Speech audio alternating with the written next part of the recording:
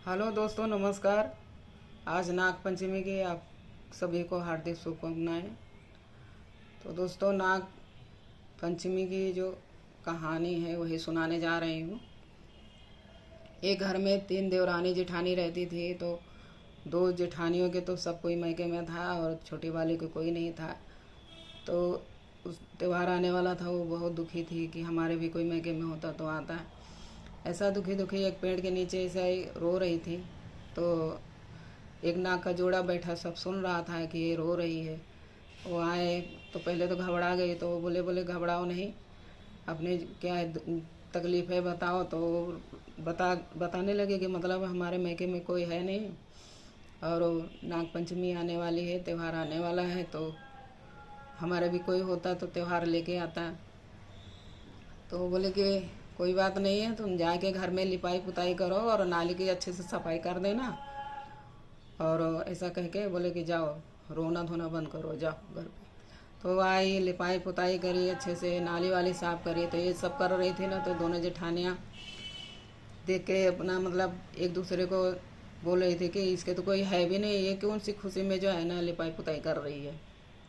मगर कुछ बोल ही नहीं हुआ और सब करके अपना सो गई। रात हुई, रात को आए नाग देवता लड़िया में लाद के सब सामान और सब रख दिए आंगन में। सुबह हुआ तो जिठानी देखी और बोला कि इसके तो कोई है नहीं मैके में, इसके कौन लेके आया।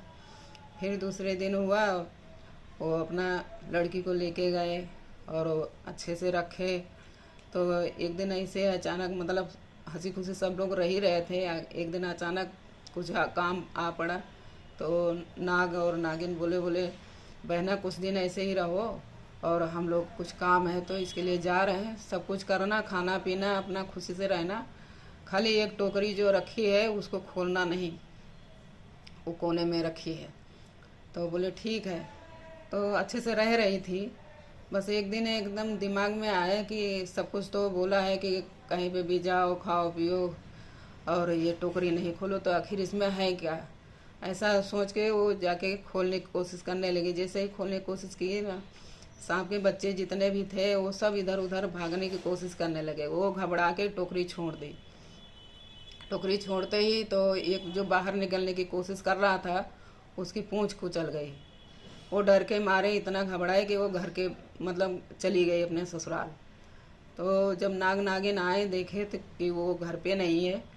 फिर टोकरी जैसे खोले देखे तो एक का कुचला हुआ था पूंछ। तो वो गुस्सा के मारे बोला बोला कि वो मेरी पूंछ कुचल के गई हैं और मैं तो उनको ज़रूर डसूंगा। तो बोले कि नहीं बेटा, वो तुम्हारी बुआ हैं, तुम ऐसा नहीं करो, वो तो घबरा के ऐसा टोकरी छोड़ दी थी, ऐसा नहीं करना है। बोले नहीं, मैं तो उनको डसूंगा। तो वो जाके नाग बोला बेटा, नाग नागिन बोले बोले कि देखो वो हमारे जो जिसकी पूंछ कुचल गई थी वो आएगा डसने के लिए, जिद कर रहा है।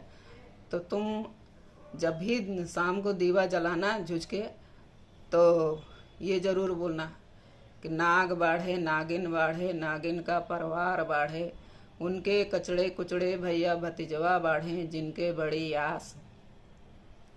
बोले ठीक है भैया।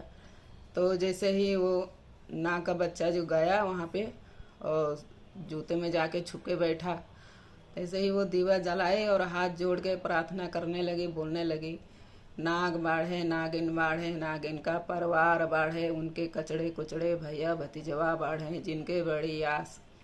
तो वो जैसे ही सुना उसके मन में पता नहीं एकदम दया भावना जैसी आने लगी।